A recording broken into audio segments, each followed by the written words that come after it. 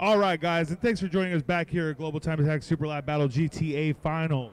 We just finished Group E. We did have to cut the live stream to do a reset. Some live streaming companies such as Facebook only allow 4-hour streams at a time, and we didn't want it to get cut in the middle of something.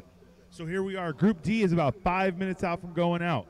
Group D is going to be the fourth fastest group of our groups. It's going to go E, D, C, B, A. Group A went out right before Group E. Group A, Tom O'Gorman did a 1:38.4, resetting his fastest time of the weekend by almost 2 whole seconds. He's about 1 second off the overall track record held by William Al Young in the PZ Tuning Honda Civic. Those of you not familiar with the sport that heard the words Honda Civic and overall record, I would just spend about 5 seconds looking up that car. He competes at World Time Attack. He has the fastest time attack car in North America. Professional Awesome is working their ass off to take that record, though. They want to say they have the fastest time attack car in North America. Given Will does hold records other than CW13, he holds the overall record at Road Atlanta. He did a sub 1 minute lap at round 2 Pro New Jersey Motor. The entire lap on an Instagram video. I got to say, I've never met anyone that could do something like that. The cars you see on track right now, those are the cars coming out from Group E. We would like to thank our sponsors, Project Import, for helping us bring this live stream in this event.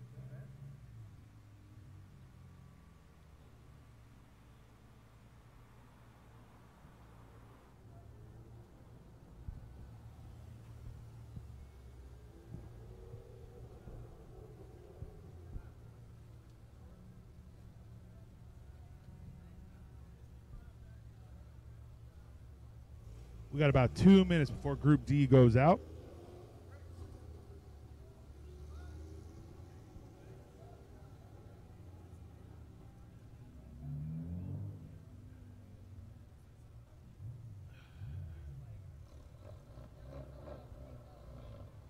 There at the bottom of the screen, you will notice Matt Farah talking to a few of our guys from Global Time Attack. Matt will be conducting a few interviews on the paddock. As soon as Matt's ready to do a few interviews, we'll cut away and I'll let him take over the show. Until then, I'll continue to buzz your ears off.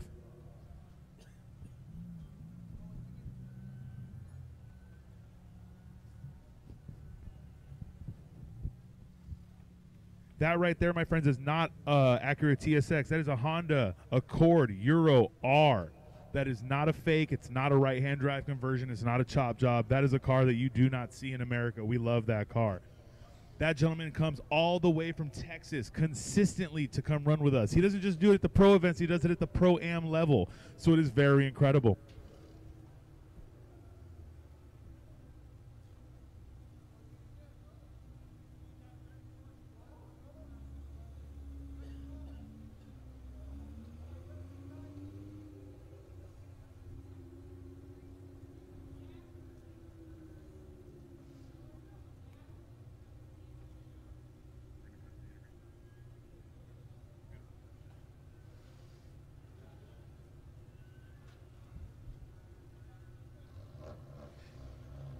It does look like we are going to be coming to an interview with Matt Farah with Mr. Bright in that Accord Euro R. Here you go. Interesting car. Nick, how are you? Nick Bright, yes? It's a pleasure to meet you. Pleasure to meet you too, brother. How's it going, man? How's the track looking today? It's great. It's great.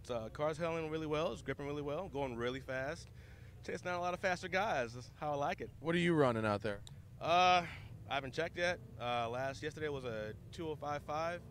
Definitely went faster this time around. Tell me about this car, because this is a car that seems a little too new to be here. It's not really that new. It's a 2005 Honda Accord Euro R, which is the CL7 chassis imported from Japan. That's not 25 years old. Florida. Florida? Oh, no. Are you from Florida? Yes, I am from Florida. Are you here all the way from Florida? Yes, via Texas. Wow, okay. Okay, so what's your goal out there today? I want one. It's got a full interior, so that's something. Well, I mean, it's a street car, full sound system and everything, like the bump when I ride. Intake header exhaust, tune, wheels. That's it. Seems like, I don't know, I've been watching from up in the booth, and it seems like people are throwing dust all over the track. Is it getting slippy, slidey out there? A little bit. There's a couple of cars that are kicking dirt on the track in certain areas, and it gets a little slidey. But I mean, as a driver, you gotta deal with it. Once it's on the track, it's part of the track. When you drive on the wrong side of the car, does it affect you mentally, or have you gotten fully accustomed to it yet? Well, I was stationed in Japan for a while, so it's second nature. Oh, so do you have a sentimental attachment to this particular vehicle from your time over there? No. All right. Well, have a good day out there driving. Good luck getting that enthusiast record. Nick Bright. Thank you. Have a good day. And that ended awkwardly.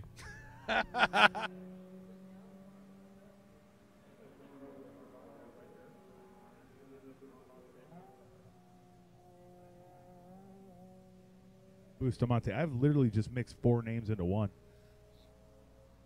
These are all cars starting their hot laps as we speak. These are all cars starting their hot laps as we speak. This is Group D, Session 2. This is the second time session. This is not the end of Session 2, just so you know. This is going to be the beginning. Group E is what we started with. On the second day, we always switch the time index to allow the faster cars time to prepare for the next session. We are in our second time session. After this full set of groups from E to A, we are going to take a 1-hour break on lunch. But right now, we're going to go D. Every session will be 20 minutes, just as it has been.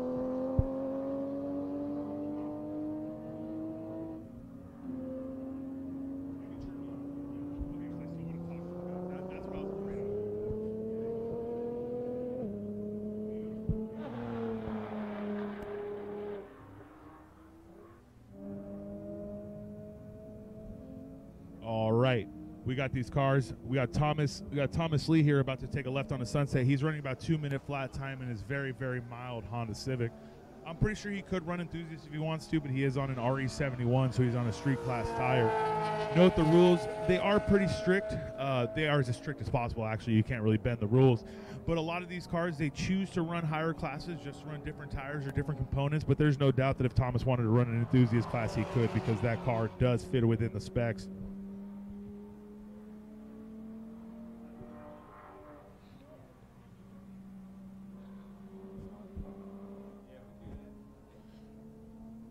We do have Jason Owens out there all the way from Georgia. All right, back in the paddock here. We got Grant Davis. How you doing, brother? Good Doing to see all you. right. How are you? From Indiana, was it? That's right, West Lafayette, Indiana. Now, you said this Evo that you guys are running, which you're a crew. One of the things you do is DIY aerodynamics. Right. Okay. Aero is a mystery to me. I'm out here, though, and I see every car's got every bit of canard and wing and splitter on it. When you're racing a car, how do you decide what aero to use and how to use it?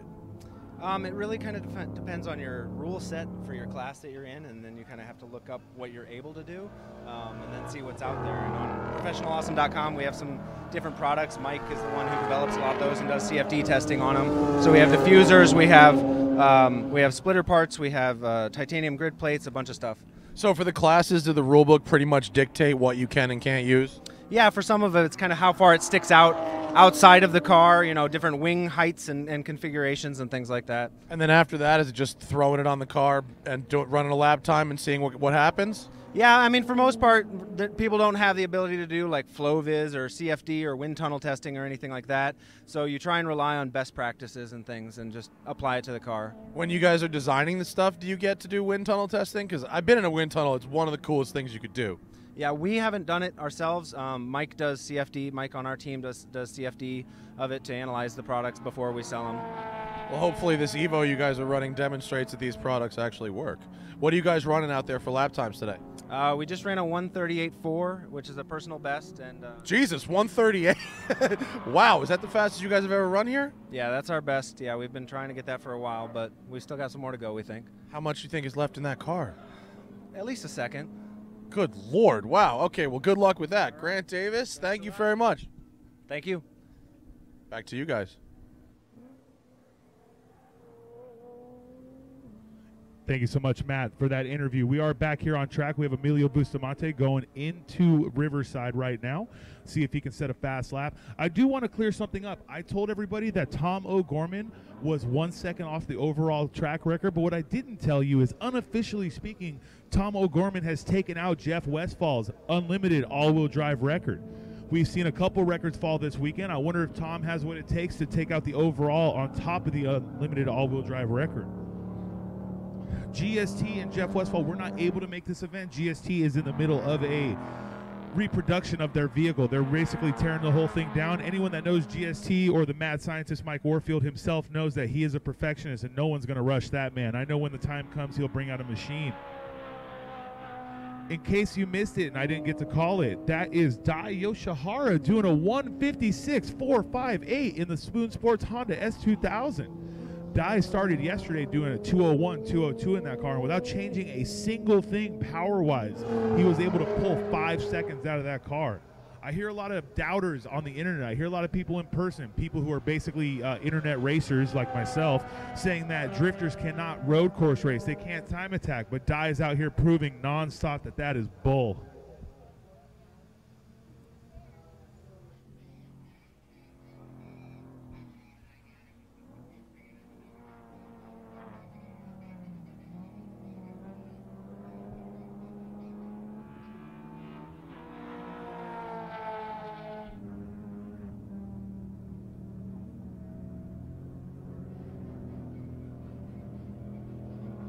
This is Group D Session 2, guys. This is Group D Session 2. It's the second of 4 timed sessions here at Superlap Battle GTA Finals. We have 5 complete run groups because at Superlap Battle Finals, we have the entire track and entire day to ourselves. A lot of guys are used here at the CW13 orientation to our Pro-Am series. When we run Pro-Am, it's a lesser series. There's nothing like there's lesser competition. We share the event with another series to allow lower entry rate just to get more people in the event. So they're used to 15-minute sessions and they're not used to us having 5 run groups. We usually run about 3 run groups. We have about 87 cars here at Superlap Battle GTA Finals. With so many cars, you'll notice there has not been a single session with traffic on track. We give these guys full 20-minute sessions. On day 1, they had a 1-hour practice and 3 timed sessions of 20 minutes. Here at day 2, they get 4 full-time sessions of 20 minutes. So you have about 80 minutes on day 2 and 60 minutes on day 1 to make something happen. Some of you might say that is not a lot of time, compared to a track day, but this is not a track day, guys. This is a competition. They're here to set a lap and come back in.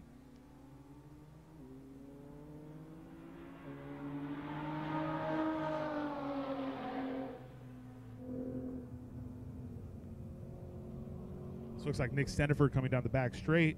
See how much the car dives under braking. Whoop! Brake and turn in. Anyone who's driven this track knows the brake zone into Sunset. Oh, 3 off, but that lap will count. And it'll tell you, though, when you put 3 off in the dirt out of Sunset, your lap will not be fast. 209.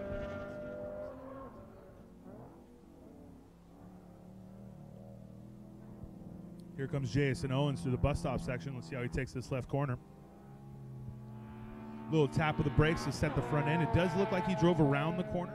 I know Jason Owens is not at a higher rate of speed, but he has been setting lap times around 2 minutes to the 58 barrier. He hasn't driven this track since his K-Series Honda Fit, and I feel like the lap times are pretty much equivalent to each other. There's that Tesla making no noise, but booking it around the track.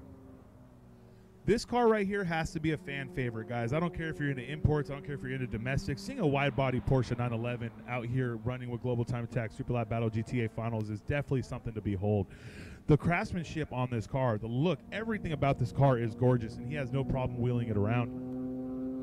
This will be Chris Reber in his Mustang GT turning on to Sunset. See what kind of lap time he's running. That was a 159.316, but his fastest time is a 158, about a second off.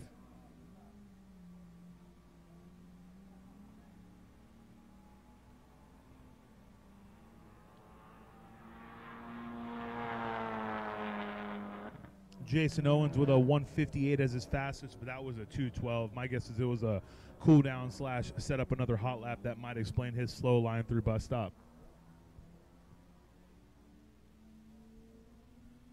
Let's see if Dai can get even into the 55s. 207, that was probably a cool down lap. That beautiful wide body Porsche has just started his hot lap. He was in the pits. That's why you see a stated time of 6 minutes and 28 seconds. Pretty sure you could ride a bicycle around CW13 in 6 minutes and 28 seconds.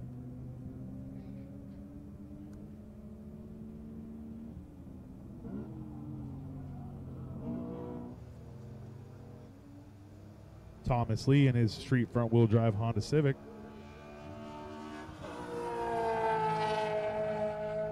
Doing a 2.0 with 914. He is literally 6 thousandths off his fastest lap of this session. We have Dye going into the bus stop section over here. He is booking it in that Honda S2000. There's one thing I can tell you about Dye. He has no problem just sending it. Looks like he got a little bit more curb than he wanted at a bus stop, but he made it through no issue. Being chased down by that wide-body Porsche. It looks like he's kept about the same gap. Let's see how he pulls through each other on Riverside. It's going to be Nick Steniford right there in the Tarmac Apparel S2000, making it through bus stop, about to go through Riverside. Nick from Colorado has been running with us the entire year. He made it to New Jersey. He made it to Road Atlanta. He definitely sat in a tent in every event he's been to. I'm pretty sure he's staying in a tent here. And for all of those of you that don't know, I was here at 2 in the morning with my team. They were swapping a transmission on our race car, and it was 36 degrees. So anyone willing to stay in a tent in 36 degrees to run with our organization, I give you nothing but the most respect.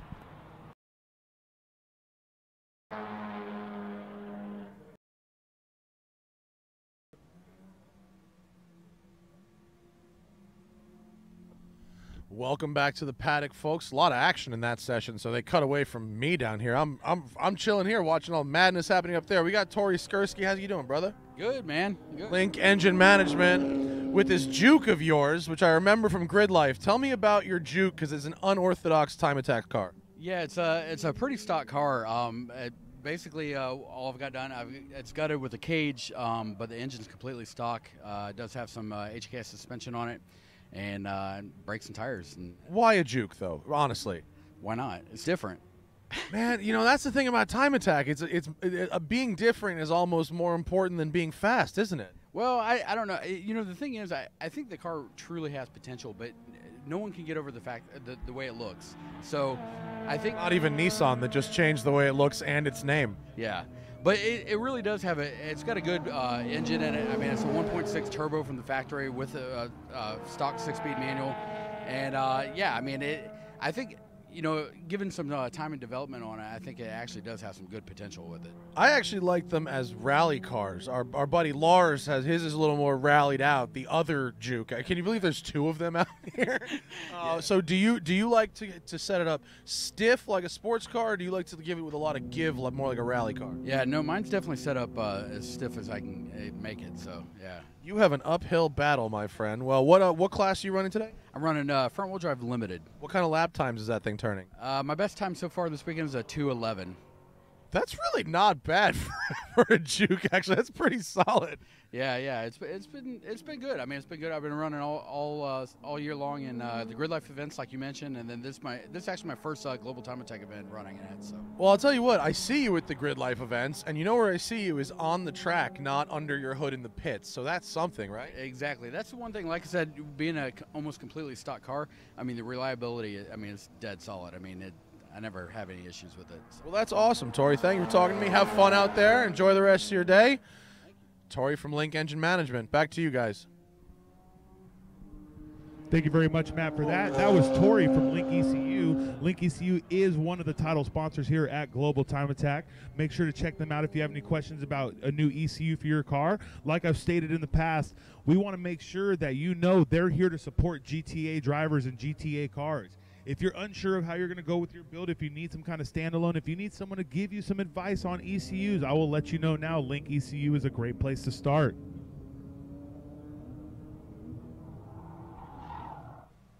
That's Dai Yoshihara, who's ran a 156 in this session. Anyone who's been with us this entire day or yesterday knows he was doing 201s, 202s. That car is the true spoon car from Japan, just like the FD2 he was driving the last couple of years. Dai and Spoon, they seem to have a relationship hand in hand. This man is lucky. He gets to go everywhere, drift with his Toyota FRS, the Moto IQ car, and then he gets to come here at GTA and run the Spoon cars. This man is living the dream. These are the lap times here for this session. The fastest on track right now is a 156.458 Dai Yoshihara, followed by Tommy at also a 156. The competition here is fierce.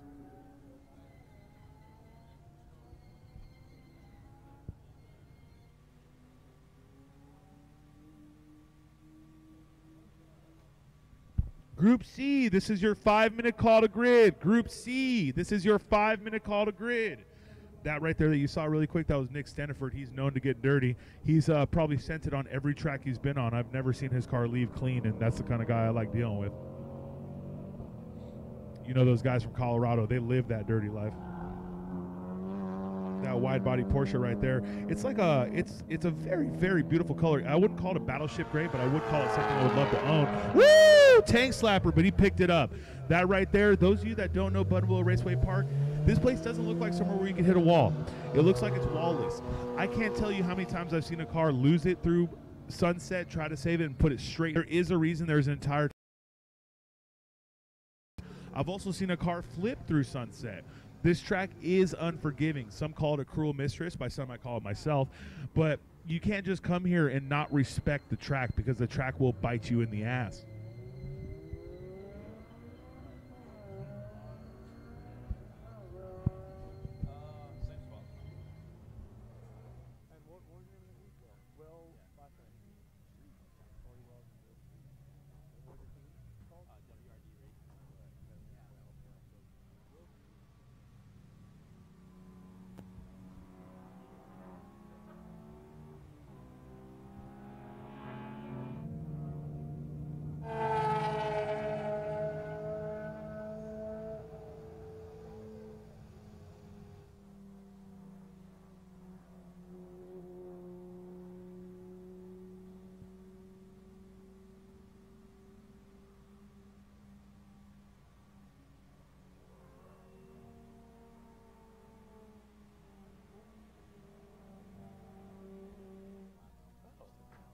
This car, I know you guys have seen this car on track through both the days.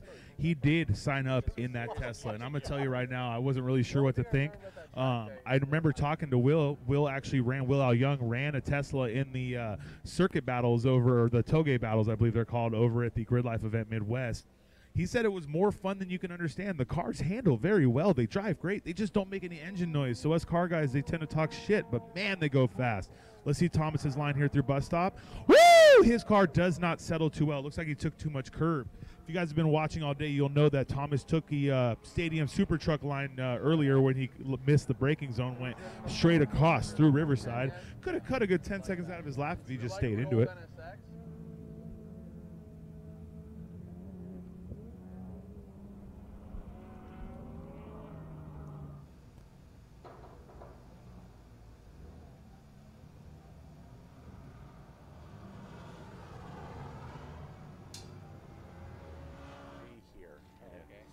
On Super Sports. Not bad.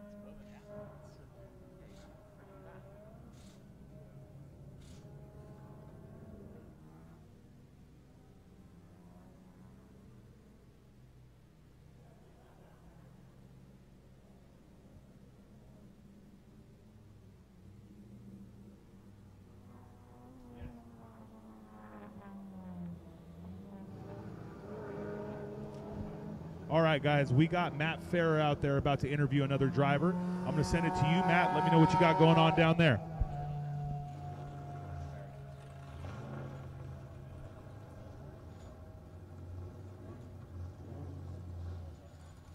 Oh, the checker's out, so we're back in the paddock. We got Corey Wells and Will Dries. Hello, boys. Hey, how are you? How's it going? See, we only got one mic for you, so we're gonna have to like float it a little bit, right? I heard you guys had a little bit of a rough day with that Prelude. We did indeed. First session, blew the motor. Second lap out, or second session, so the only time session, and blew it in the S's and limped it on 3 cylinders. Got a 57, which is good enough for first until last session. Yeah, I think the evasive Type R got us a few tenths in us, so I think we're sitting in second now. So, but pretty happy with the cars going. Just wish we had a little more. Maybe we need 20 more seconds because we were on a 52 lap. So, you know, just way things go out here. You know, it's time to crack. Well, look, it's a podium on 3 cylinders. I mean, that's not the worst thing, right? Yeah, there's a lot more in the car, so we'll fix it. We'll be back. Yeah. So when stuff like that happens, how far have you come for this race? We're just in Burbank, so we're not like 2 hours away. Okay, local, right? So do you have spare engines sitting around? You ready to go for the next race? No, we don't. We wish we did, though. That's one thing we didn't do. We have enough tires, but no spare engines. So spent the money in the wrong places. Well, of all the cars I see out here, yours was the only Prelude. What is it about racing a Prelude that you find appealing?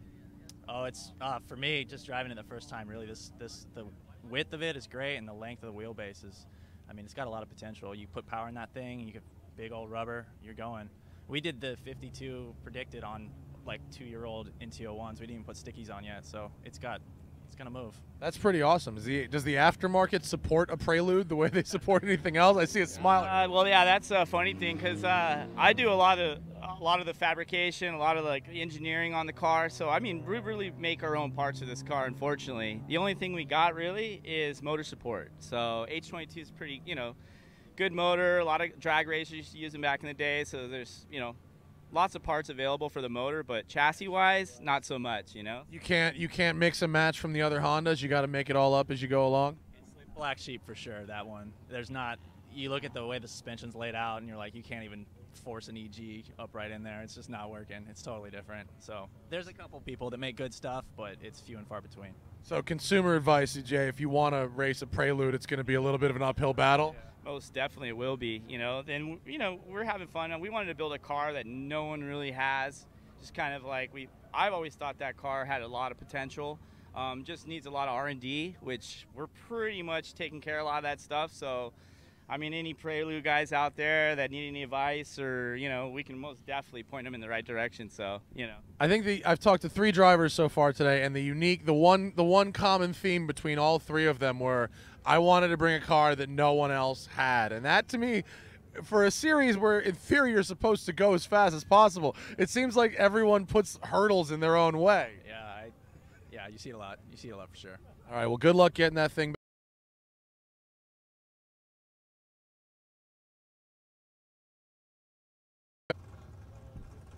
All right, and that was Matt Farah interviewing Corey Wells and Ill Will. Anyone that's been following Global Time Attack long enough knows that Corey Wells has been campaigning a Honda Prelude SH. Preludes, you just don't see him on the racetrack, and he has one of the cleanest ones. They spent a lot of time getting that car together, and they put Ill Will in it today, and he has set a personal best for that vehicle. I would keep an eye out for that vehicle in the time coming. It's going to be getting a lot of changes. I do expect the times to drop in its future. We are going to have Group C sent out on track in the next minute or two. Hopefully we're going to go ahead and see some fast times. This is the most competitive class in the field right now. I would not say they're the fastest because they're not, but they are by far the most competitive. These cars are the closest they can be to everything else. This will be Session 2, Group C, guys. Session 2, Group C. We'll have 2 more groups after this, and we'll break for lunch. What's up? If the Wranglers get interviews, I want an interview too. So I've been running this year all the events earlier. Oh, really? I'm only not running today because I blew up my car last.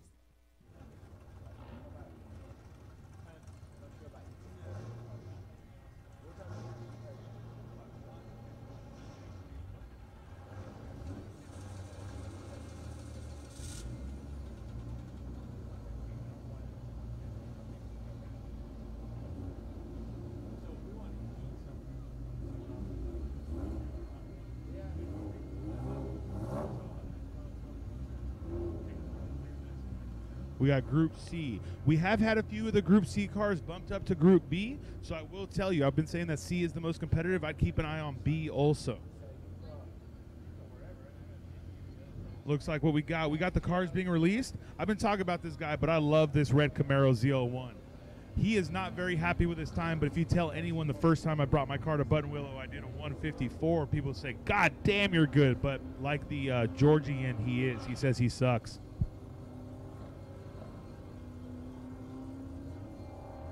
And we do have the cars being released. It looks like they're being let out by Savannah Little and then Juku Racing BC 350Z. You ever have a hiccup and then it just goes away, so it sounds like you have a stutter?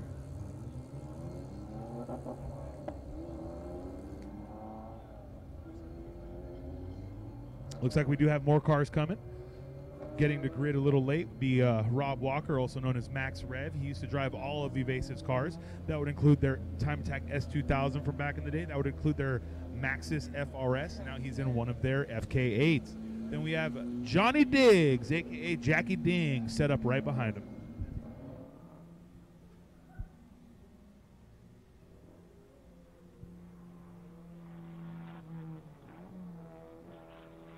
That is the, God, I always want to say Battlecraft, but that is definitely not what I'm trying to say. That is the Design Craft Honda S2000 right there, starting his warm-up.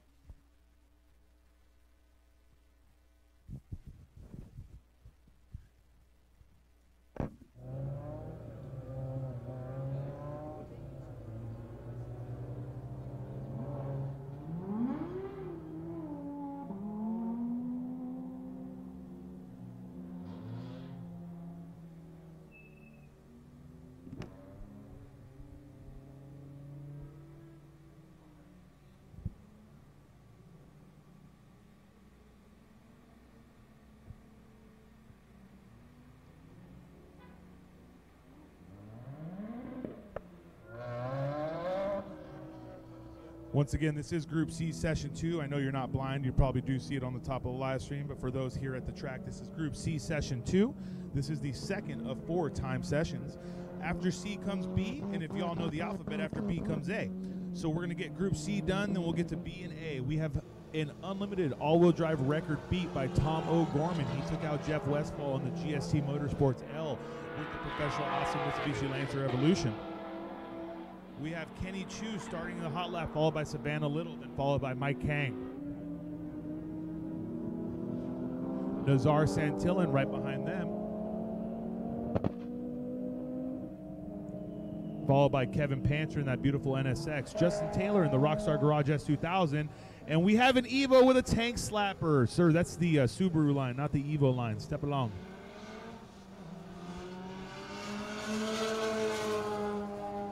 That is Earl Zimmerman in that Mitsubishi Lancer Evolution.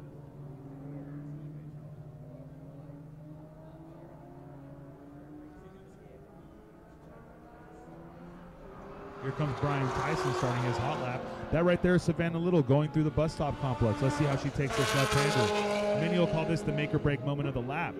If you can carry a lot of speed through here, you'll carry a lot of speed through Riverside, and that'll get you going through Magic Mountain quickly. It's there, it's the S's, and it's Sunset that are really going to make it. The 2 slow speed corners that are really going to make or break your lap are definitely going to be the off-ramp / button hook and cotton corners. It does look like the Design Craft S2000 had an issue. He was just cruising through the back, but it looks like he's up to speed again, sending it right there through the dirt.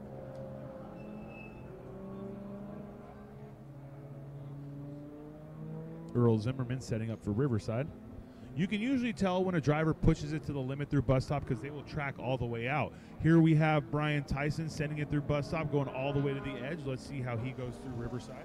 You can't really miss this red Camaro on track. Woo! That right there is what I call the S2000 bus stop line. If you've been watching us this whole live stream, you'll notice that I have an issue of repeating myself, not because it's the same car or I have a stutter, because every damn 2000 that goes through bus stop loses it. Now, we have Johnny Diggs about to hit bus stop. Is he going to lose it? Johnny Diggs makes it through clean.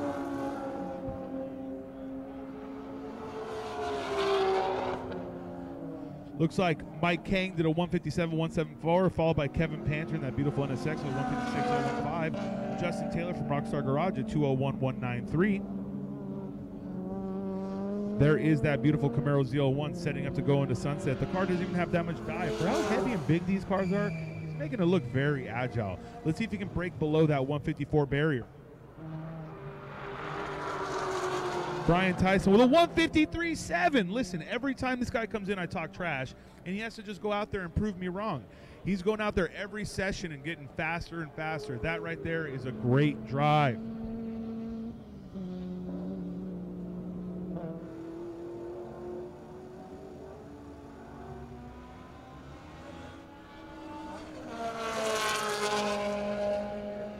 I believe that is a Rockstar Garage. Oh no, that's the Design Craft S2000.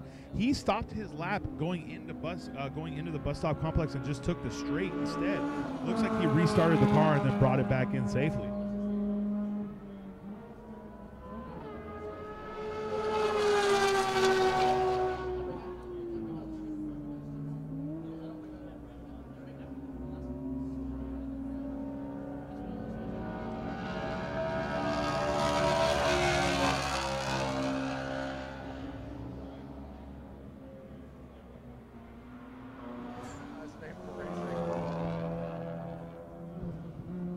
Here's Savannah Little hitting the brakes, trying to turn into Sunset. Let's see what kind of time she laid down.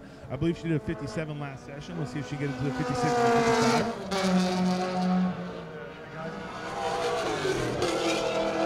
Savannah just did a 158.334 as her fastest of this session, but that was a 159.142. Nazar just did a 159 also, followed by a 157.583 from that beautiful NSX Power Needed Motorsports. The amount of offs I've seen. Mike Kane getting a little loose there through Sunset, but he caught it. That's a 203, followed by Mike King's 222. Earl Zimmerman with a 157.848. That would be his fastest time of the session.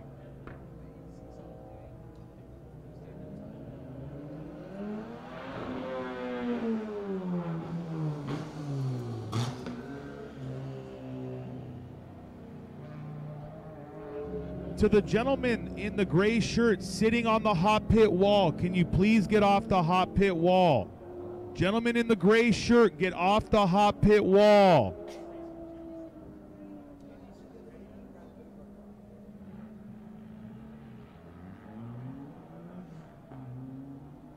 Looks like the Design Craft Honda S2000 is getting back on track. They had no issues. They got that figured out.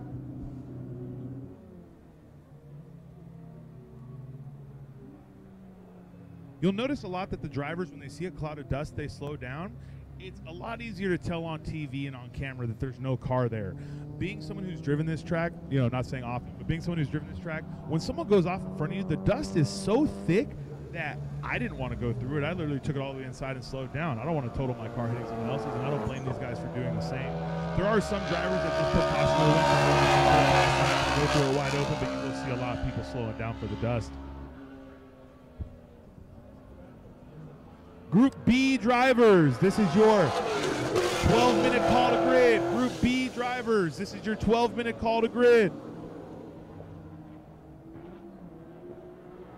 I'm going to go ahead and send it to Matt Farrow right now for an interview downstairs.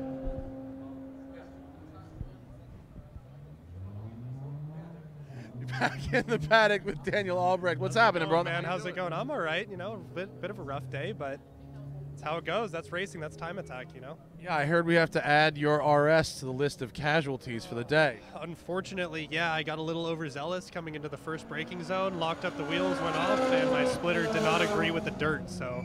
Let's talk about dirt, because I've been watching racing for 2 hours here now, and it seems that the prevailing conditions at Buttonwillow are dirt. Yeah, the all-wheel drive cars definitely today are going to have a bit of an advantage just because of the amount of offs. On my session, first session of the day, there was a huge just bank of dirt coming out of bus stop. I contributed into turn 1, laying down dirt, not on purpose. Again, sorry. But the overall, the track, the grip feels good today. Like, besides the dirt, it's the first time in a long time that Buttonwillow's felt not oily. I don't know if it's the temperature outside. I don't know if it's how dry it is, but... Are you having to do much with tire pressures today? I mean, it's a huge factor in how most cars run anyway. Are you having to do a lot of the micro adjusting? Yesterday we would do a lap, we'd come in, we would do temperatures, pressures, and we did that every session, and it worked. We dropped 4 seconds off our first session, and it's a new PR for me, which is fantastic. But yeah, tire pressures, getting that dialed in, getting the temperatures where we want them, getting the alignment set. What was your actual personal best lap?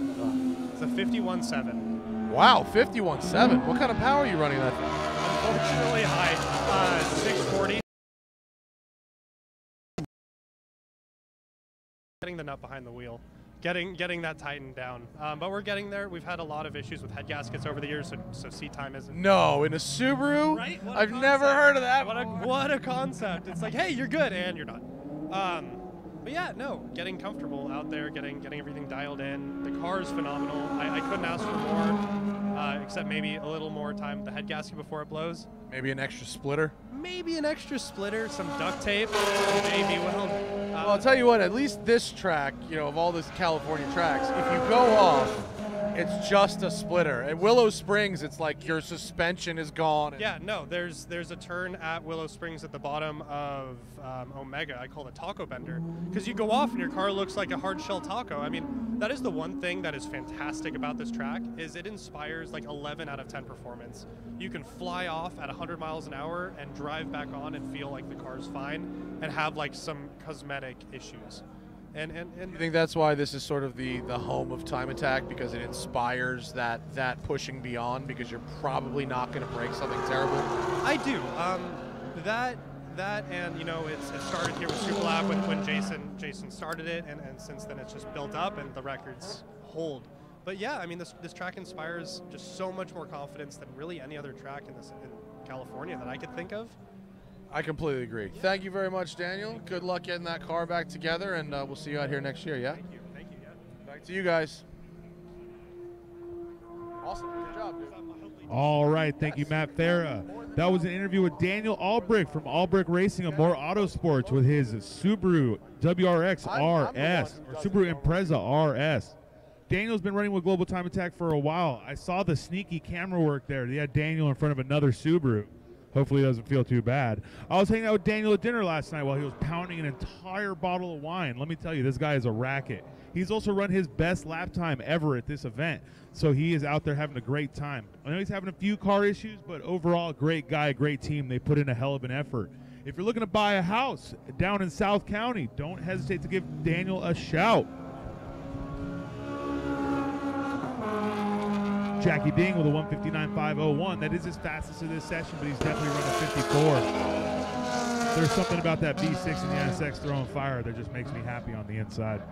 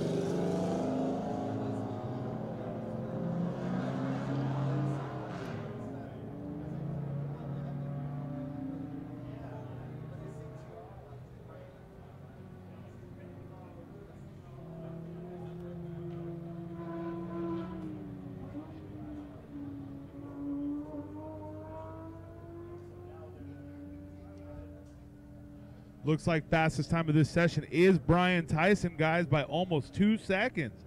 Got Brian Tyson at 153.693, followed by Kenny Chu at a 155.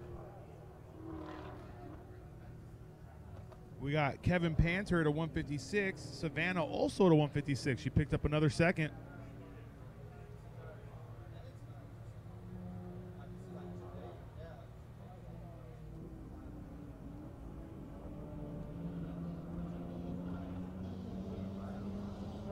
Looks like we got about 1 more minute left in this session. That means final call to grid, GTA Group B drivers. Final call to grid. This is our second time session of the day. We will have 4 time sessions. Group C is about to finish up.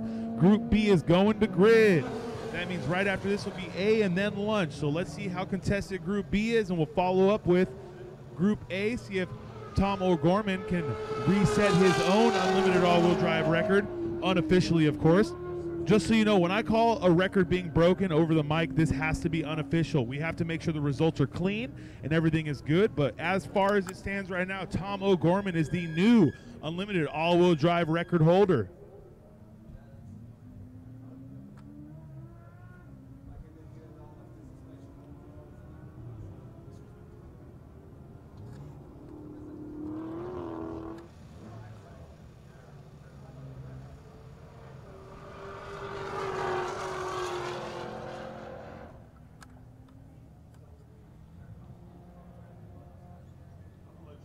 How's this one look?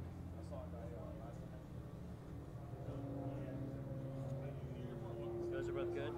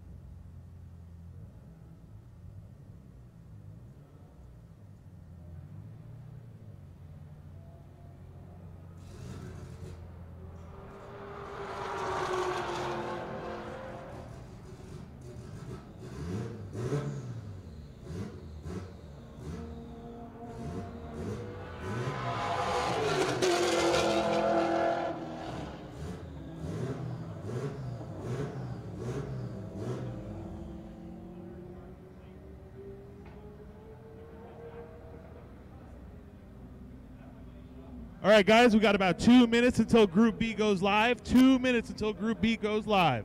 We're getting these cars off track. It looks like Brian Tyson's going around. So as soon as we got all these cars off track, and we're going to go ahead and send Group B out.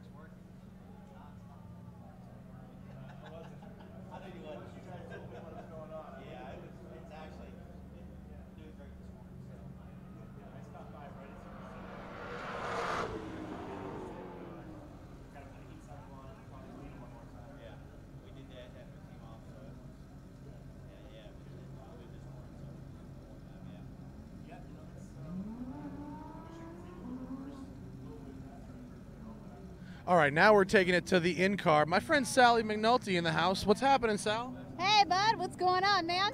I am so excited to see you out here. You're one of my favorite people to see at the Time Attack races, Grid Life, and now Super Lap Battle. How's it going out there today? Dude, it's going awesome. We did some suspension changes. We just did a brake pad change.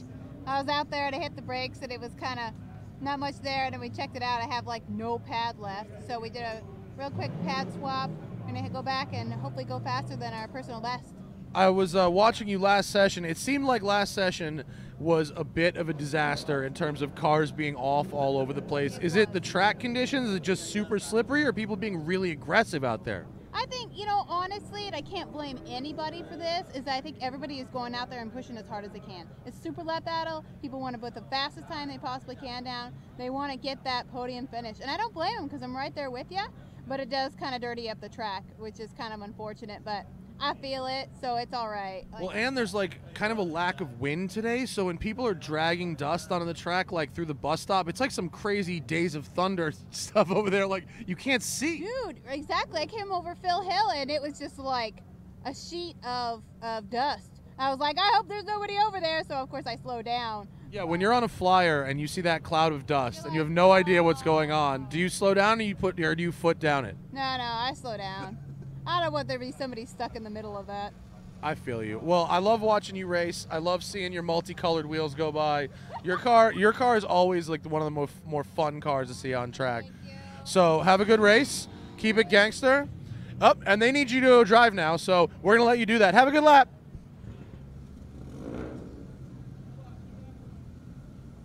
All right, for all those of you out there in live stream land, Group B is about to go live. Group C session did end.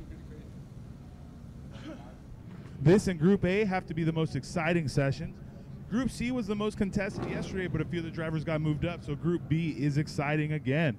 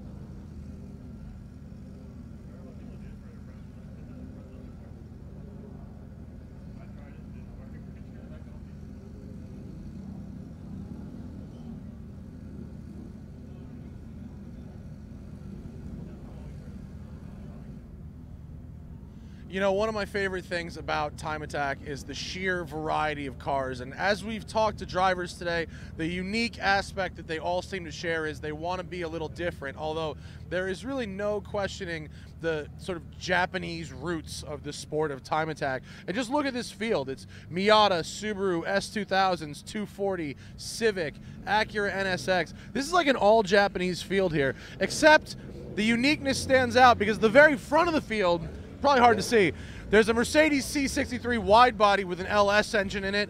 That's punching uphill. And then there's also the stock Dodge Viper ACR, which, if you really think about Time Attack, that's a good choice. That car's going to work properly, and it's super fast. So as this group's going out, I think we should all just appreciate the variety of cars we're seeing at Buttonwillow, because nowhere else do you see this level of variety cars on the track at once with such extreme homebrew aerodynamic solutions. Like, that splitter seems to be made of a door. Enjoy this racing, guys.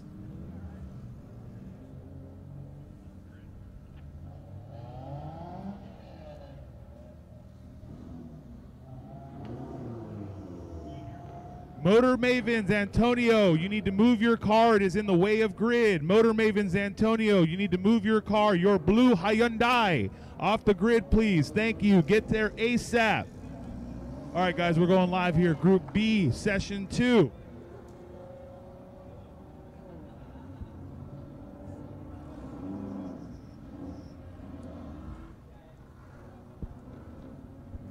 We have a few cars we didn't see last session and a car we haven't seen all weekend. That is at the very back, Amir in his Turbo K Series NSX. He's right behind Carla in the Project Import S2000. Looks like they swapped the transmission overnight. Got front aero built and the car balanced and dialed back in. Let's see if she can beat that 53 she set down yesterday. She's done a total of 5 laps in this car since it was finished. We had no time to test and tune, so she had 53 on new tires with no aero. Let's get this car into the 40s.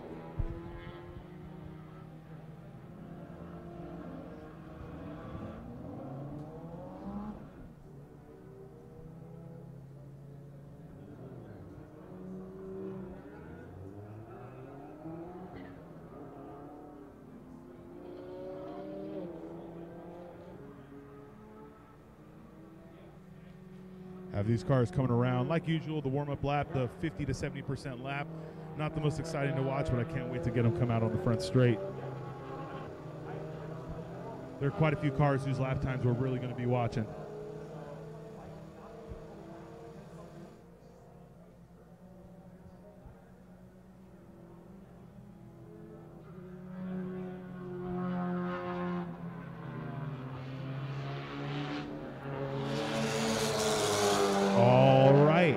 Tim Schopner starting his first hot lap in his Mitsubishi Lancer Evolution.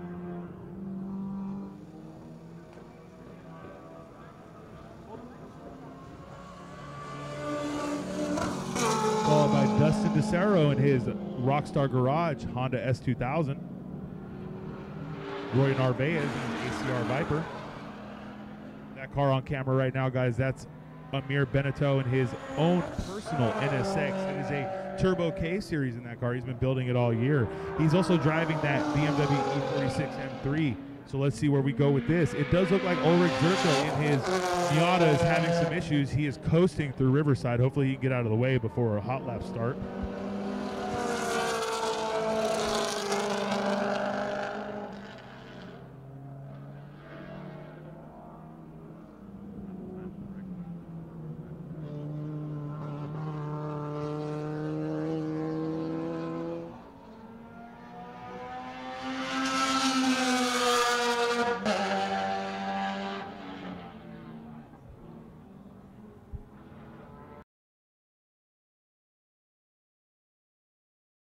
The bus stop complex. Let's see how he takes Riverside.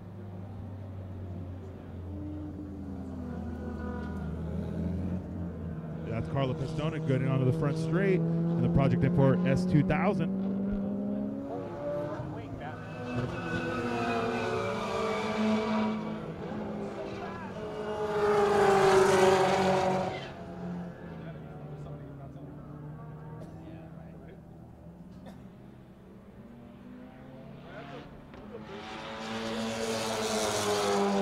right, Tim with his first lap of 150.088. Let's see what Dustin does in his Rockstar Garage Honda S2000.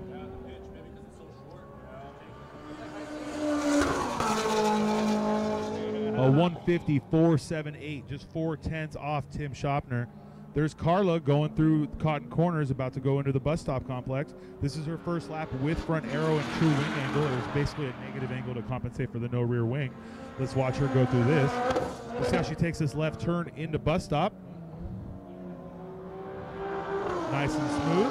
Use all the track. She's going to track it through Riverside right now. For those of you who don't know, Carla actually set her fastest lap ever at Buttonwillow in this car with no arrow. She's never been in a high horsepower S2000. She's known to drive NA S2000. So I'd say she's doing a great job.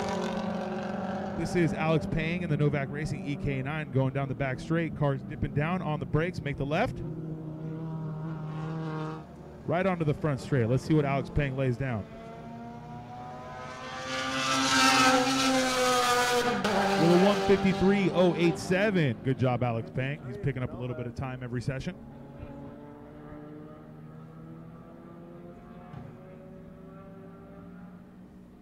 Trying to pick up back, see what's going on around the S's in the back straight.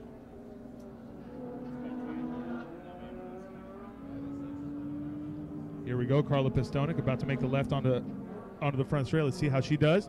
She did a 153 yesterday. If I'm not mistaken, they're still on yesterday's tires. One of them is flat spotted, but they want to make sure the car's balanced good before they put them on new ones. Carla with a 159. Let's see, she did her fast lap on her second lap, so she's definitely comfortable in it. She's pushing it right now. We do have a stopped car around the backside, so I don't know if that's slowing her down or not. Amir with a 206 in his NSX.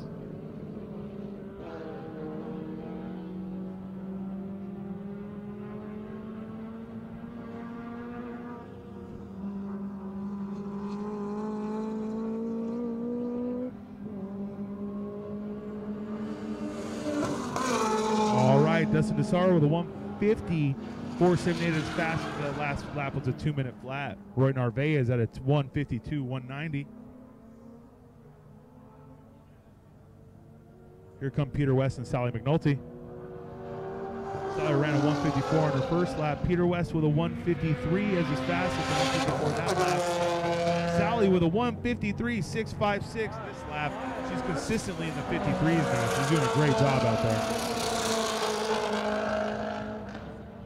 Looks like Carla in the Project Import S2000 is pushing it. She has pulled a serious gap on Amir. Amir seems to be on a real cool-down lap. Let's see what kind of lap time Carla pushes right now. I know they have a fresh set of tires for her for the next 2 sessions, so if she doesn't beat her time this lap, she'll definitely beat it in the following sessions.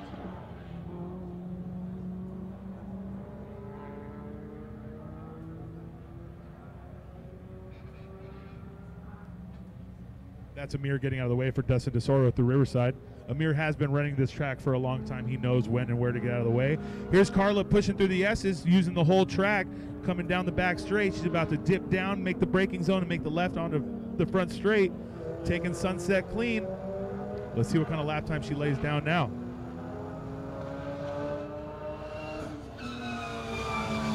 Carla with a 155.177, picked up about 4 seconds off her last lap.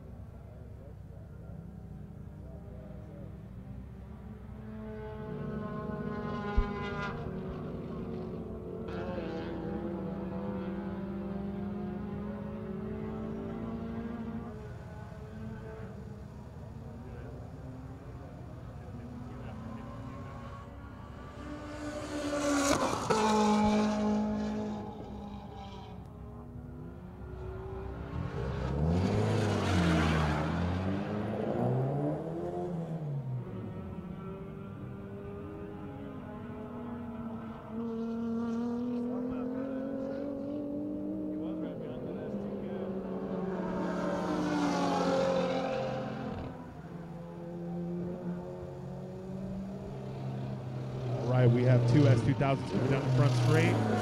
Looks like it's going to be Con Huang with a 152.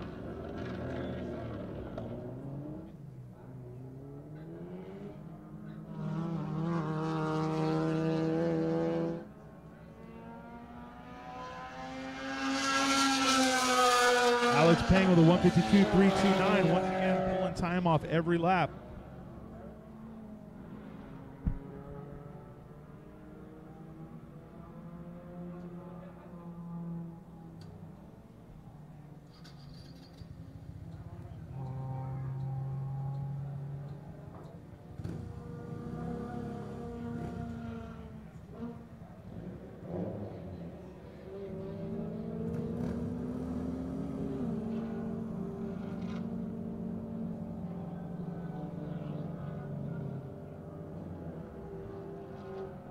Looks like we have Carla and the Project Import S2000 coming in. Gotta be back there in the S. They changed transmissions in the middle of the night, had one delivered from Orange at 1 in the morning. So needless to say, that whole pit is probably exhausted. All the respect to that team, staying up all night, changing transmissions, including Jackie from J-Tune in New Zealand, came out specifically to help wire and tune the car. We do have a couple cars stopped on track right now. They are stuck around the back side, so we're trying to get safety over there to pick them up around the back door.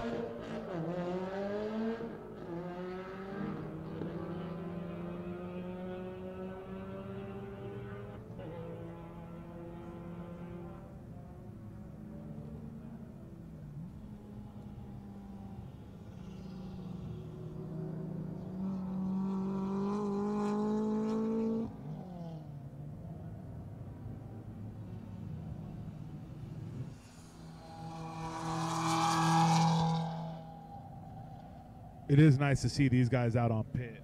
The one thing people don't see about Time Attack is it really is a team sport. It's near impossible to come here by yourself and lay down a fast lap. You can't set your own tire pressures. You can't set your own car up and go out and do it. I'm not saying it's impossible, just saying for you to get the fullest out of your car, it requires a team effort. You'll see not just with Carla, but everyone out there. They have a team waiting for them, be it 2 people, be it their girlfriend, be it their wife, be it 5 friends they brought with them from Colorado. At the end of the day, it's nothing but love and teamwork that makes it through here. There goes Roy in his Dodge Viper ACR.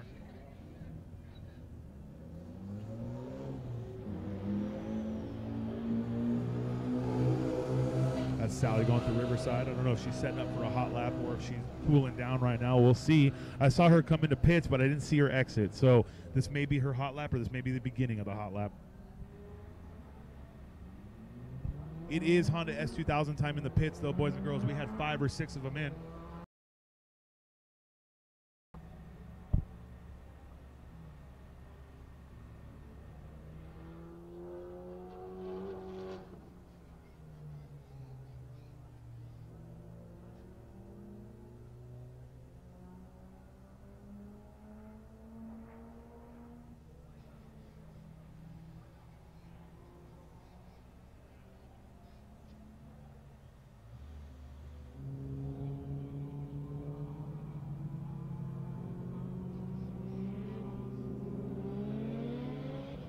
Here we have Ulrich Zerka being pulled off track. It looks like Sally is now starting a hot lap. That didn't seem to impede her too much. Let's see if she can get down in the 52s. She's been running 53s consistently. Carla really is pushing that S2000 to the limits right now. We have a pretty lull in the track.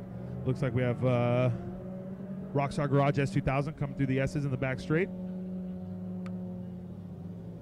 We're going to go ahead and shoot down to Matt Farah right now in this interview. I'll go ahead and recap anything you missed while this is going on if we get any fast times.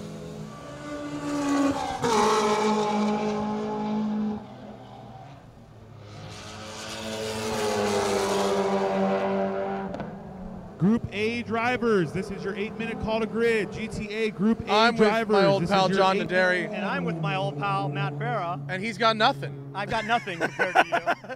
You have the one thing that I want, which is a beer. Well, it's and not I have beer. everything else. We'll just say it's a juice. Oops. You're hosting the Global Time Attack live stream. We're live right now, and you're hosting the Hoonigan live stream. We're live right now. It's like the circle of live streaming Completely. is all happening. We just had Brian Scotto come over to go on your podcast. Dude, Scotto's the best. I know. So we had for the whole Hoona truck and Gym 10 and everything. You're out here like this is royalty here right now. We have you here. Oh, that's exciting. Your Super Safari Porsche. Why aren't you running it around the track? I don't know. I really should run it in between the tracks. Drive it straight through the infield is what I was going to say. If they will let me, I will. Wait, tell me about that crazy Hoona truck thing because it's so rad. The Hoona truck is, I don't know, but did Brian break? We broke cover on it already, so we can kind of talk about it. It is, God, everyone's giving us crap for it. Only a V6 should have put a Coyote motor in it. It's got the Ford GT Le Mans winning engine in it. Yeah, it's a Daytona prototype engine. Daytona prototype engine. And by the way, the people at Roush said, "Oh, this thing, you know, we can't turn up the boost. This thing's got to go for a long time. We just run for 24 minutes, not 24 hours. So turn it all the way up, 800 horsepower. The thing sounds like a beast. Detroit Speed did the full car. It's a 1979 F100, full aluminum body.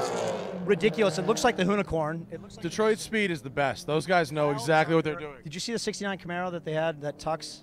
Did you see the pumpkin on the back of it? They are the best. The finish on the Ford 9-inch rear end was better than the paint on most cars. Yeah. Let's talk about Time Attack since we're here, because you have always been my go-to Time Attack expert. What are you liking today? What I'm liking today is this, and it's my first event in years coming out here. Not to toot my own horn, I started this event in 2004. Really excited. I'm a racer, so I loved like tuner, over extravagant, aero. I don't know what that is, but I like it. Was the editor of Super Street, fortunate enough to be able to bring over some cars, brought over the Signal Auto GTR, the R34. Just did an event. I did an event with Jared Holstein from Sport Compact Car, and we've been doing it ever since. Jason Dienhart has since picked up the mantle. He was there from the beginning. He's still there. What I like at this event now is the constant evolution. The last time I was here, it was Evo versus STI. That was a Ford versus Chevy battle. Now, I don't know if you've noticed, but it's S2000 versus Miata. You know, yeah, the Miatas out here are crazy. The Miata's not known for this. The Miata is the good like SCCA weekend car, the dad who comes out and like tracks it on the weekend, drives it on. These guys are going full Time Attack. Emilio Cervantes has got a gnarly one. There's a V8 swapped one. I think it's got a Coyote motor in it. That's really cool. And then also to see the S2000s really on the come up again, sort of a normal mild car, but to see people go really big with those cars. The other one that I really like as a Honda guy, FK8 CTR, like the Civic Type R is the it car right now. I talked to Kenji from Greddy at SEMA, and he said they cannot keep Civic Type R exhausts on the shelves. So to see all of them out here, it makes me feel good for the future of sport compact performance and everything else. And then all of a sudden, you've got Roy Narvaez in a Viper. You've got R35 GTRs. There's still the Subarus in Can Jam and Professional Awesome. Professional Awesome is challenging for the overall record. Very excited to see that, which is also held by a Honda Civic. William All Young ran 137.308, destroyed everybody in a front-engine, front-wheel drive car. And I know the all-wheel drive and rear-wheel drive guys don't like that. And to be honest, let's say it shouldn't be owned by an FF, right? It should be an MR. I actually like Will All Young's driving. I think that guy's a maniac. I've seen him at Grid Life, and he's nuts. He is. He really gets a lot out of that car. He literally came out of nowhere. He's from British Columbia and just did that car. It's a 9th-gen Civic with a K20 swap, and it's so well executed. Such a great driver. Him and his wife and his buddy do the team on their own, and there's some high-dollar teams out here. So to see him take down the Giants is amazing. The car that he took out was the GST Impreza L by Mike Warfield and GST. That's driven by Jeff Westfall, who's an amazing driver in his own right. That thing is like chopped. It's not an Impreza. It's so crazy. No more Impreza. 800 horsepower EJ. That one ran a 138.8. Had the all-wheel drive record until Professional Awesome just did it with Tom O'Gorman. Just earlier, Tom O'Gorman ran a 138.5, I want to say, by 4/10. Took it. They're gunning for the overall record later. What is the overall record? 137.308 by William All Young. Okay, 137.3. So we got people within a second and change? Completely. I really like, one thing I like too is we work very hard to maintain the rules. When I was doing it, and Jason's continued that mantle, as we see Sally McNulty coming off track right now. So we try to keep the cars based on production vehicles. That means they have to use the stock suspension uprights, have to be factory from upright to upright. The aero can't be too exaggerated. Love Ian Baker and what he's doing in Australia, and love what they're doing in Japan, which is the birthplace of Time Attack, but the cars are getting a little bit too far removed from reality right now. So I like that here, they're still adhering to that. The car that just set the record, I want to say it was Barton Maurer that ran a 119.5, I want to say, at Eastern Creek, which is a scorching time. Anything sub 20 there, you're getting into GT3R territory.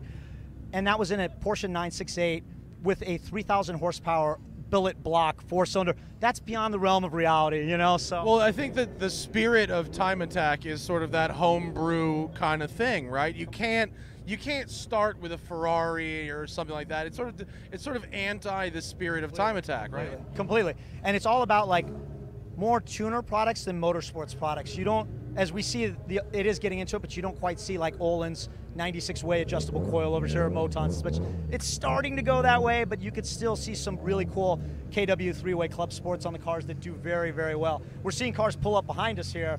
You see the R35? Oh yeah, that's pretty hardcore. They're telling me to wrap this up. They're actually cane hooking you. John Naderi, the OG Time Attacker. Back to you guys in the booth. Sorry I took so long. All right, thank you, Matt Farah. That right there was John Naderi, my friends. If you guys don't know who John Nadiri is, you need to get your ass out from under that rock you live in, because he has been crucial in the sport of time attack. If any of you know John's history, John is actually one of the first people that witnessed a time attack event in Japan, came back to the U.S. and helped start the original Super Lap battle. Of course, he did that with the help of JD and a big, good crew, but he definitely is one of the people that helped bring time attack to America. John currently works for Hoonigan. He tries to stay off the camera as much these days, but John was one of the original commentators for U.S. time attack. I sit here and I wish I could be half as good as that man. So thank you, Matt. Thank you, John.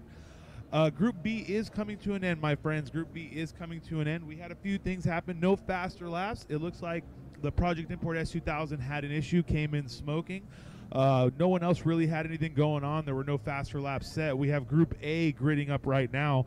It looks like the RS Motors Evo is back out, so whatever slowed them down definitely was not catastrophic.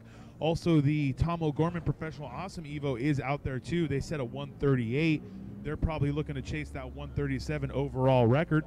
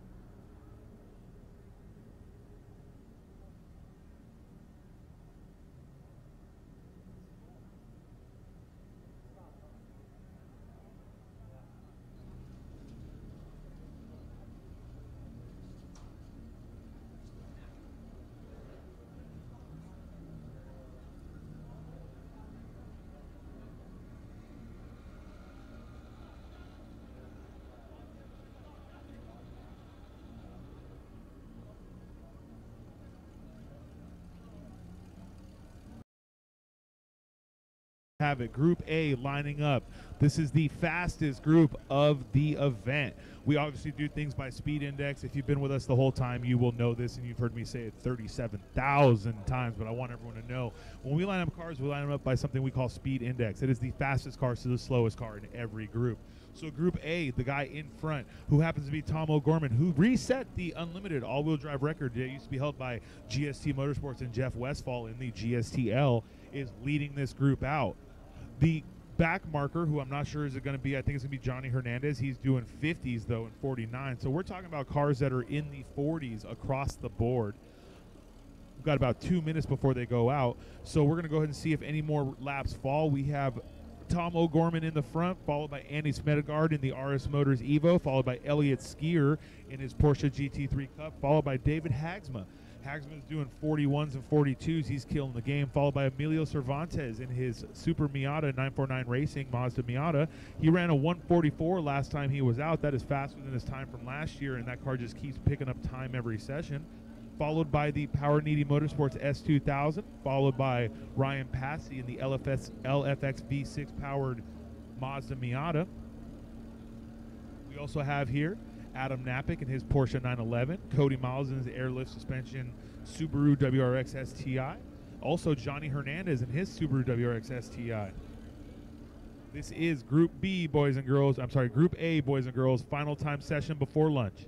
So what we're going to do is we're going to watch this group. We're going to see what kind of times they lay down, and then we're going to have a 1 hour break for lunch. It's a beautiful shot right there. That's the Airlift Performance Subaru, followed by Adam Napick in his Porsche.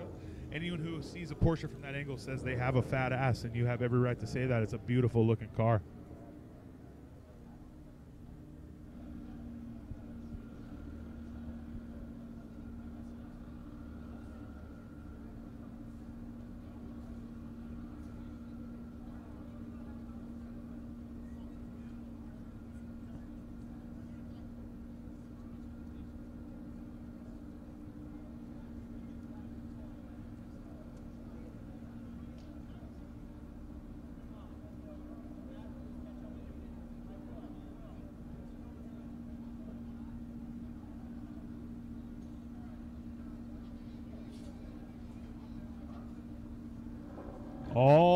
right, boys and girls, here we go. We have Group A going out. I'm going to go ahead and call this out again. Being led out by Tom O'Gorman, who, unofficially speaking, reset the unlimited all-wheel drive record. He's going to be followed by Andy Smedegard in the RS Motors Mitsubishi Lancer Evolution. He won this event last year. Being followed by Elliott Skier in his GT3 Cup. There goes Hagsma in his Nissan GTI. Emilio Cervantes in the Super Miata, Mazda Miata.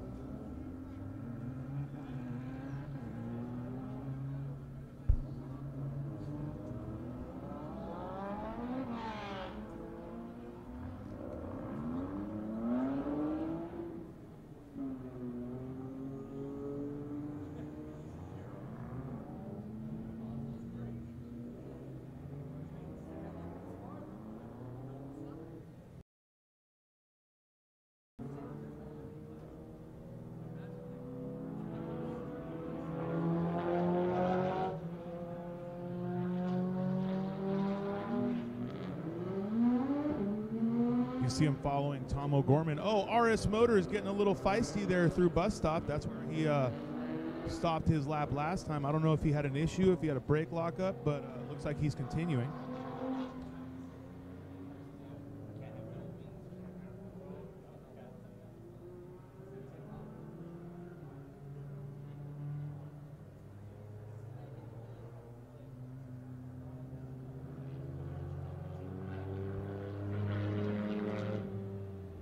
We're all here sitting and waiting for Tom to come and start his hot lap. We'll see if RS Motors had an Evo or if that was just a fluke. Had an Evo. Had an issue. They do have an Evo. If they had an issue or if that was just a fluke. If they have an issue, they'll definitely come into the pit and we'll know immediately. Or if he starts down the front straight, that means it was just a little too loose there on warm-up lap.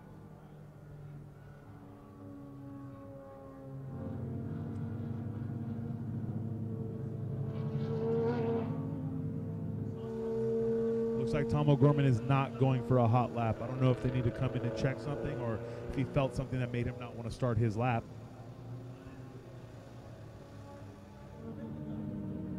I know, right? It looks like RS Motors did just have a little fluke there. It looks like Andy Smedegard is either starting a hot lap or getting out of the way for Elliott Skier. He is definitely getting out of the way for Elliott Skier. Maybe he wants to do one more recon lap before he starts a hot lap.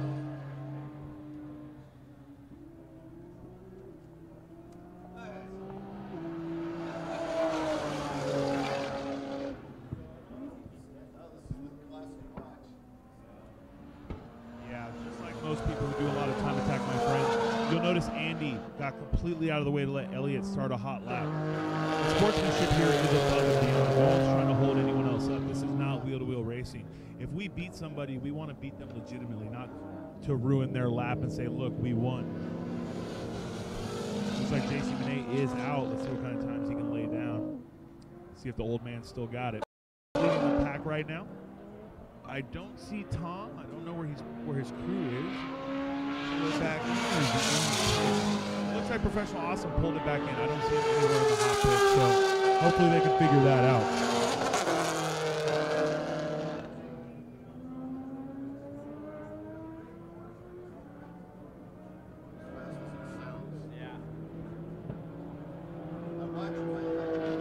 I'm feeling the RS Motors car is having an issue, though. He is really slow around the backside unless he's setting up for another slingshot. But those guys aren't really known to go that slow during their warm-up laps.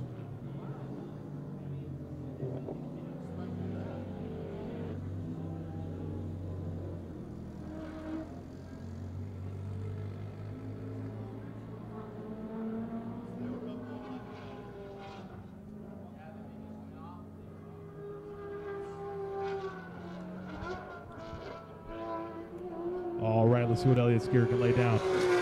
A 146.997. Hagsma following him with a 141.520. He is gaining time every session. Emilio, who beat his time from last session, what does he lay down? A 145.030. He was in the 44s last session. Rhett Pancher at a 149.651. And Ryan Passy at a 147.956. Super impressive for that car.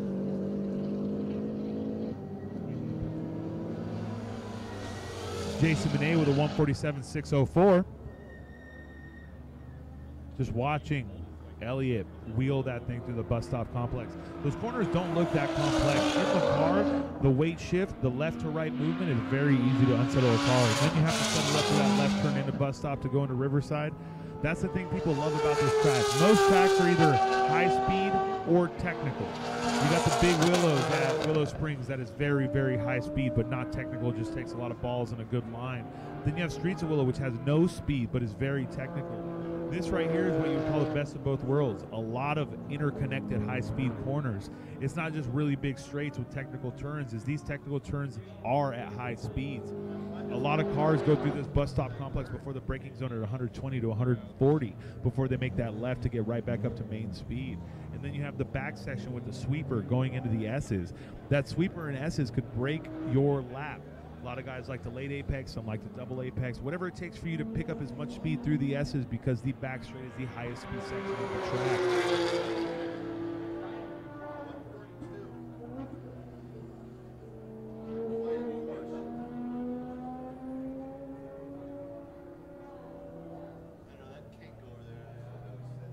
It looks like we have Can Jam out on track. They didn't make it to grid immediately, but it looks like whatever happened to them last session is in the past. Like with most drivers, I'm sure he's already forgotten that. He's more focused on setting a lap time right now. Though we see a lot of good-looking and crazy cars, there's something that just makes that Can Jam car look like a freaking spaceship. I love it.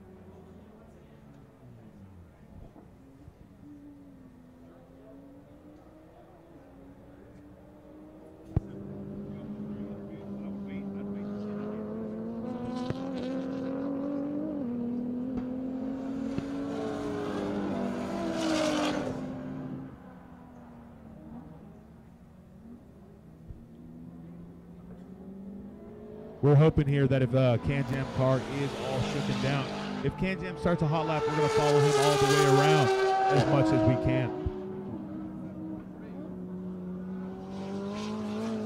He should be coming. He should be coming through the sweeper into the back straight any moment now.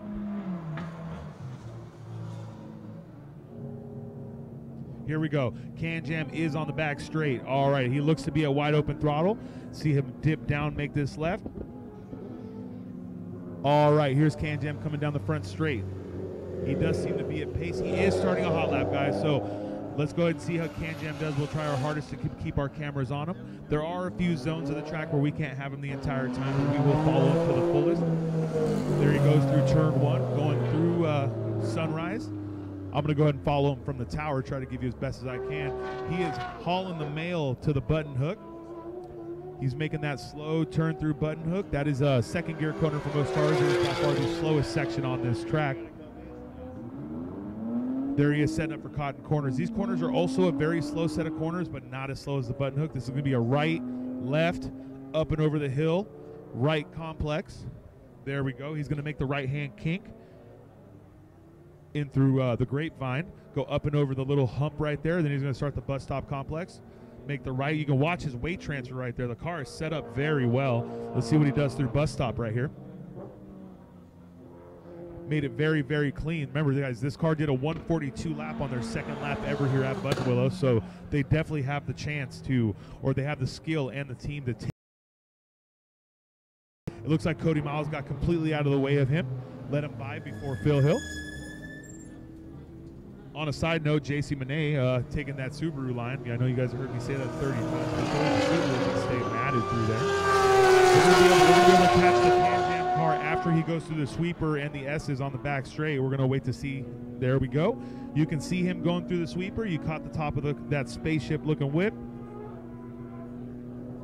He's going to make it through the S's. There we go. He's going to make the left onto the back straight, use all of the track. Even hit a little bit of dirt right there. He's going to come wide open. Now let's see what this Can Jam car can do. There he goes. He's making the left on Sunset down the front straight.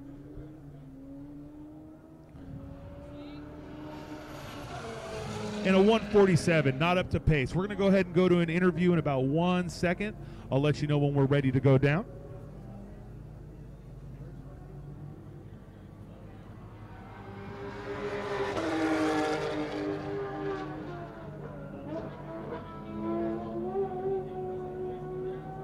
Got about 10 minutes left in this session.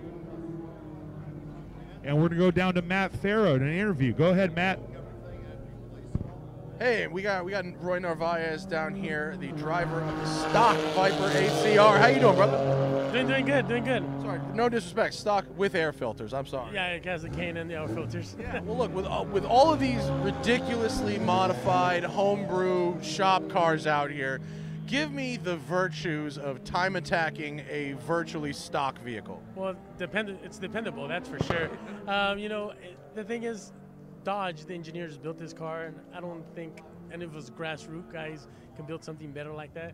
This car has just an insane amount of downforce, and it has plenty of power. 645 horsepower is plenty with 600 pounds of torque. So while all these other guys have to come back to the pits and make adjustments, maybe they break something, maybe not, you're just lap after lap after lap. Yeah, it's still under warranty, so if it blows up, I'm okay. That's awesome. Is that car, because that car is a Nürburgring monster, I think it's 13 track records around America. Yeah, it actually broke the production track record here at production track record of 147.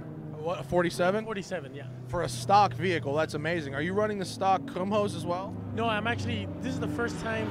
Normally I compete in stock Kumhos. This year I changed it up and I went ahead and ran full slicks. I'm running Hoosiers. But I'm running the exact same times that I was running with street tires. So it's kind of disappointing. I think, when we tested those cars as journalists brand new, those Kumhos are really very close to slicks. Those are not a normal street tire. Yeah, they're rated at 200 turn wear, but to be honest with you, they're more like an 80. Yeah, there's no way. I may have a 200 stamped on it. But you told me before we started this conversation that this is not your first time attack car, that you actually went through these other phases. Yeah, I started off with the GTR, modified that.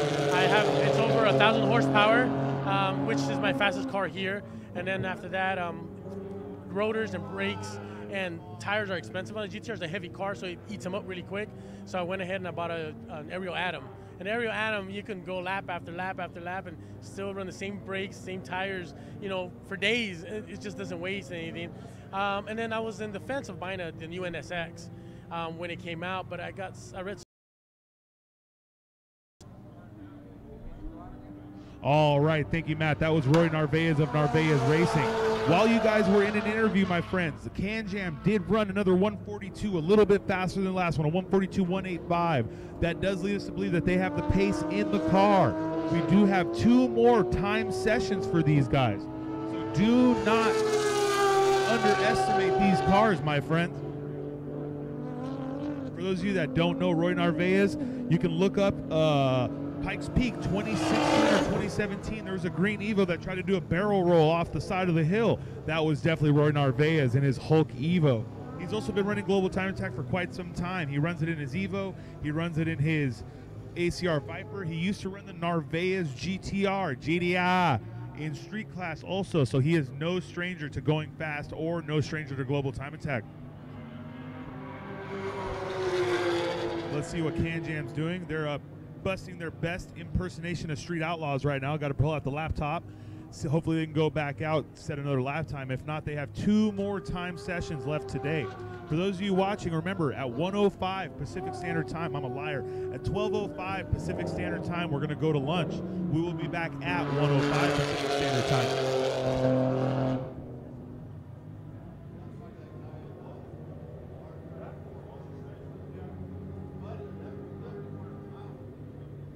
That does look like a Get Well Wickens hashtag on their wings. For those of you that don't know, Robert Wickens got into a very serious accident in IndyCar. It was his rookie season, and he was definitely in the hunt for a whole bunch of wins. He almost won his very first race he was in if it weren't for being spun out by another nondescript driver. But it looks like they have the love for the motorsports as well. They're looking underneath the car. I'm not sure if it's having small issues, but if a car is having issues is running 142s, I can only imagine what this car could do at perfect potential. Please note, guys, it's not that they're not prepared. These guys swapped motors in the middle of the night. We came in, Project Import came in, and they were swapping a transmission while these guys were putting a whole new motor into their car. They towed the car here with as many spares as they could because they're nowhere near home. So hopefully the car gets to 100%. They can set another lap time.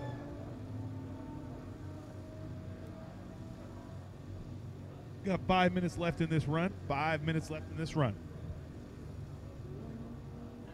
Tom O'Gorman with Professional Awesome did not go out, and neither did Andy Smedegard with the RS Evo. Both of them went out but never completed a lap.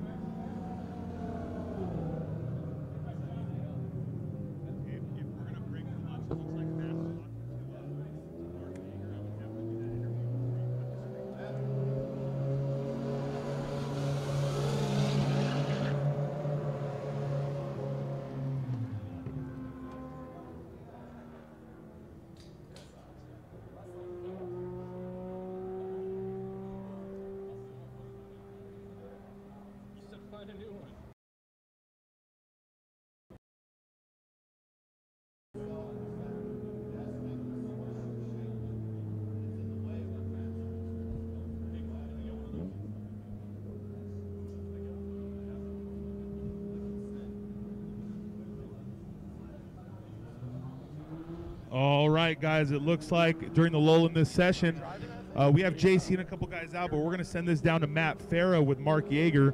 There isn't a single person watching the stream that doesn't know who Mark Yeager is, so I'm going to go ahead and let Matt Farah introduce him, and he's going to go ahead and have a small talk with him.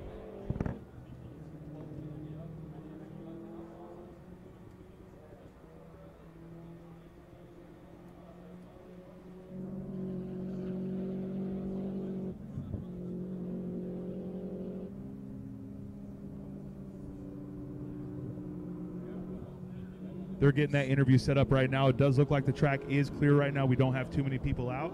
As soon as Yeager and Farah are ready for this, I'm going to tell you right now, Mark Yeager, he's got that attractive face. He's got that beard everyone loves. So whenever y'all are ready down there, this is all yours, Matt.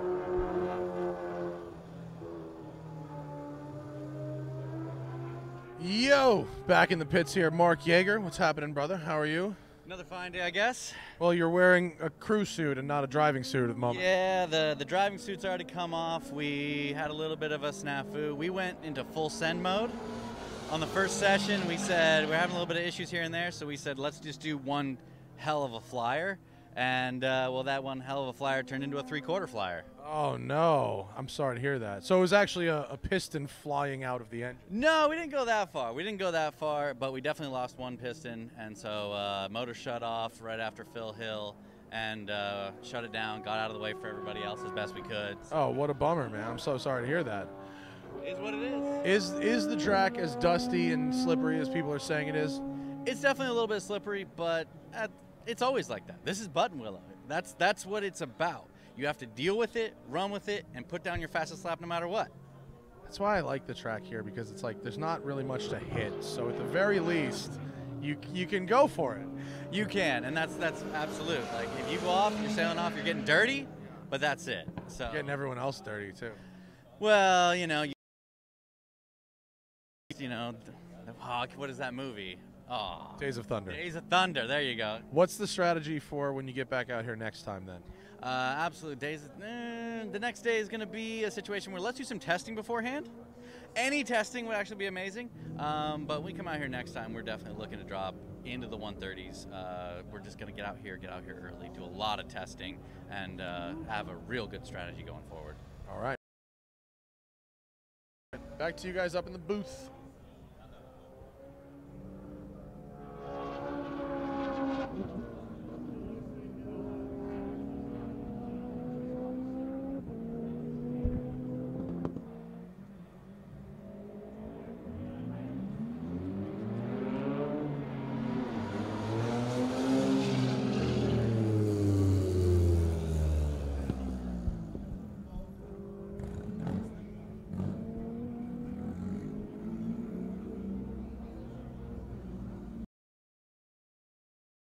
Hey guys, it looks like we have Can Jam back out on track. It does look like they have enough fuel. They're going to go for another hot lap.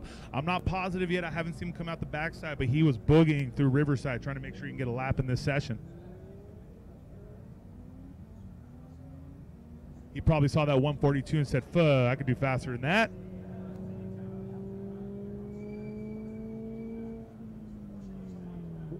Here he comes.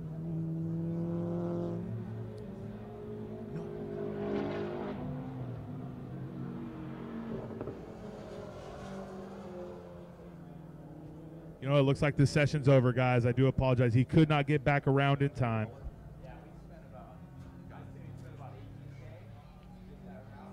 All right, guys, so that's literally going to be the end of this Group A Session 2. We have 2 more time sessions today, guys. 2 more time sessions.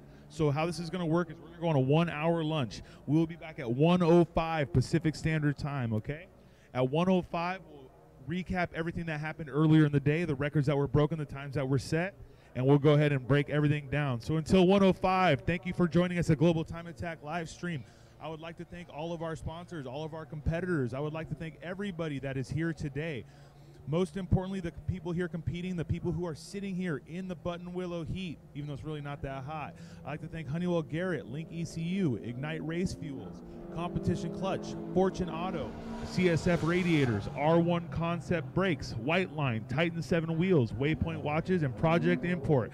Thank you so much for helping us put this event on. Thank you to all the competitors and everyone out there listening to this live stream. I would like to thank you to the fullest. Thank you for making us do what we do. We love this and we're glad that you love it too. I will catch you guys in 59 minutes at 1:05. GTA out.